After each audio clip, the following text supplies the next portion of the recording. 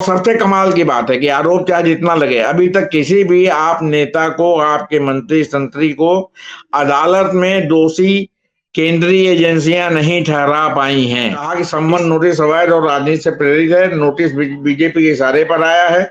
यह सुनिश्चित करने के लिए नोटिस भेजा गया है कि मैं 4 राज्यों के चुनाव प्रचार में जाने में असमर्थ रहूं। अब भारत राज्यों का संघ नहीं है, बल्कि केंद्र का उपनिवेश है राज्य।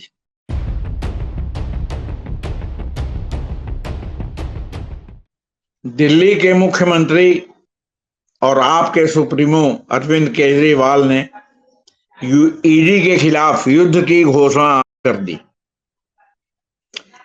उनको ईडी ने सम्मन किया था शराब घोटाले में पूछताछ के लिए। उन्होंने बजाय वहां पहुंचने के कुछ घंटे पहले ईडी पर जबरदस्त हमला करते हुए अपना जवाब दे दिया।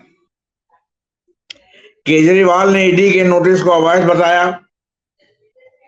उसके पहले मैं बता दूं कि पहले जो है राज्य सरकारें वाया गवर्नर राष्ट्रपति के अधीन होती थी, फेडरल स्ट्रक्चर था। लेकिन अब गवर्नर और राष्ट्रपति के बीच में ईडी भी आ गई है, जो राज्य सरकार के किसी भी काम हरकत पर तुरंत जो है वो अंकल सैम की तरह जो है वो सीधे सीधे चाबुक चलाने लगती है। पहले राज्य के घोटाले राज्य तक सीमित थे, अब राज्य के घोटाले, तथाकथित घोटाले, वो अब ईडी के जो है उसमें है, मतलब मनी लॉन्ड्रिंग के नाम पर राज्य सरकारों पर परोक्ष कंट्रोल केंद्र सरकार ने बना रखा है और पूरे फेडरल स्ट्रक्चर को तहस नहस कर दिया है। अब भारत राज्यों का संघ नहीं है, बल्कि केंद्र का उपनिवेश है राज्य।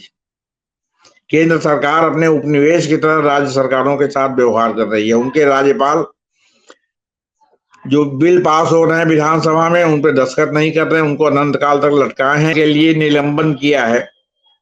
वो मामला सुप्रीम कोर्ट में पहुंच गया है और सुप्रीम कोर्ट में केरल और पंजाब का भी मामला पहुंच गया है। तो बहरहाल ईडी ने अवैध नोटिस बताया, ईडी का केजरीवाल ने, और दिल्ली, और कहा कि सम्मन नोटिस अवैध और राजनीति से प्रेरित है। नोटिस बीजेपी के इशारे पर आया है। यह सुनिश्चित करने के लिए नोटिस भेजा गया है कि मैं 4 राज्यों के चुनाव प्रचार में जाने में असमर्थ रहूं।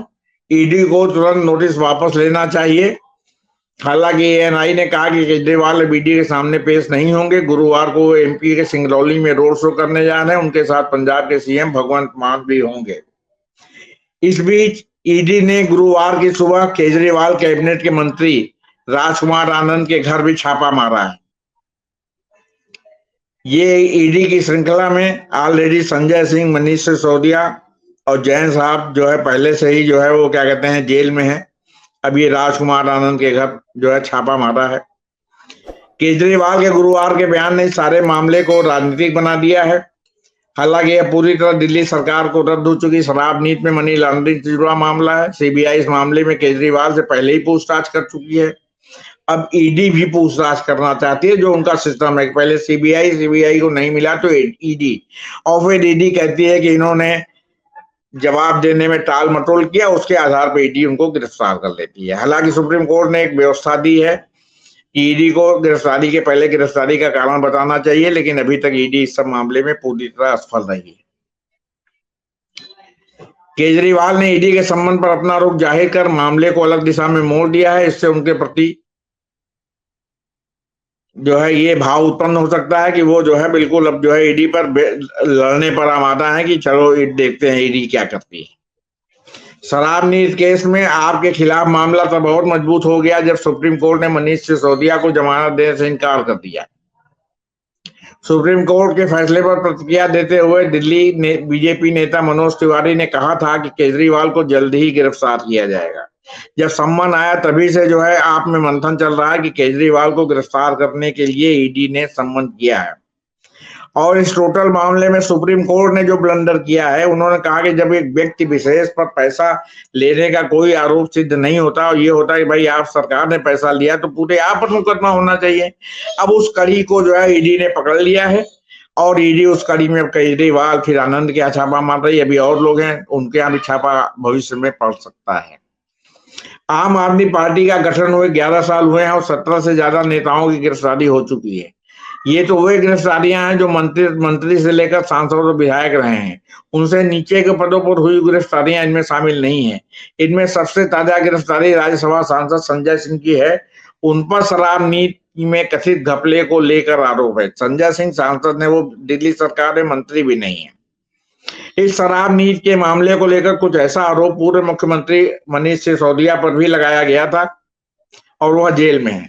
सत्येंद्र जैन भी गिरफ्तार किए गए थे, वो भी जेल में थे। उनको स्वास्थ्य के आधार पर जमानत मिली है, जो समय समय पर आगे बढ़ाई जा रही है। आम आदमी पार्टी में जेल जाने वालों की लंबी फहरिस्त है। इन सभी नेताओं को अलग अलग मामलों में गिरफ्तारियां हुई हैं। उन्हें भ्रष्टाचार के आरोप से लेकर फर्जी डिग्री रखने, धार्मिक भावनाएं भड़काने, दंगे, यौन उत्पीड़न, आत्महत्या के लिए उकसाने जैसे आरोप लगे हैं। अधिकतर में आरोप बीजेपी या केंद्र सरकार की ओर से लगे हैं और आप बदले की कार्रवाई का आरोप लगाती रही है। आपका दावा है कि बीजेपी आरोप साबित नहीं कर पाती और परेशान करने के लिए उसके नेताओं को फंसाती रही है। और सबसे कमाल की बात है कि आरोप चाहे जितना लगे, अभी तक किसी भी आप नेता को, आपके मंत्री संतरी को अदालत में दोषी केंद्रीय एजेंसियां नहीं ठहरा पाई हैं। इस सरकार का मोडस ऑपरेंडी है कि मुंह पर कालिख पोतने के लिए भ्रष्टाचार या कदाचार का आरोप लगाकर किसी को भी ईडी, सीबीआई इनसे गिरफ्तार करवा दो, उसके बाद वो जेल में रहे, जमानत की जद्दोजहद करते रहे और जज साहब एकेडमिक जजमेंट दें, बिना किसी प्रमाण के जजमेंट दें कि जो है वो क्या कहते हैं, इन्होंने, इनके ऊपर ये सब दोष नहीं है, लेकिन ये ऐसा है इसलिए ऐसा है, इसलिए इनको जो है जमानत नहीं मिलनी चाहिए। और इस मामले में जज साहब लोगों ने ये बना रखा है कि जेल शाश्वत सत्य है और जमानत अपवाद है। तो इसको देखते हुए अरविंद केजरीवाल ने आज युद्ध की घोषणा कर दी ईडी से कि हम नहीं जाएंगे, जो करना हो करो। और ये इसके पहले सोरेन साहब के लड़के हेमंत सोरेन जो मुख्यमंत्री हैं झारखंड के, वो भी ऐसा कर चुके हैं। वो कई बार ईडी के संबंध को वो कर चुके हैं। आपका जो है वो क्या कहते हैं, केसीआर की बेटी भी एक आध बार हाजिर हुई, उसके बाद उसने भी फिर जो कोर्ट की शरण ले ली और फिर इस कोर्ट से लेकर उस कोर्ट तक, और सुप्रीम कोर्ट ने उसकी गिरफ्तारी पर रोक लगा दी। तो कहने का तात्पर्य यह है कि अब जो है ईडी जो है खुल करके सरकार की, उसकी ओर से, सरकार की ओर से इंडिया गठबंधन के नेताओं और आपके नेताओं सबके खिलाफ खुल करके मैदान में आ गई है।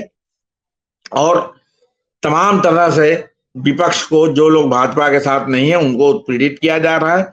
और भाजपा के राज में जितने लोग हैं, चाहे उनके ऊपर जितना भी कदाचार और उसका आरोप हो, उनके ऊपर जो है कोई ईडी की आंख ही नहीं खुलती। हमेशा ईडी की आंख ऐसे बंद रहती है।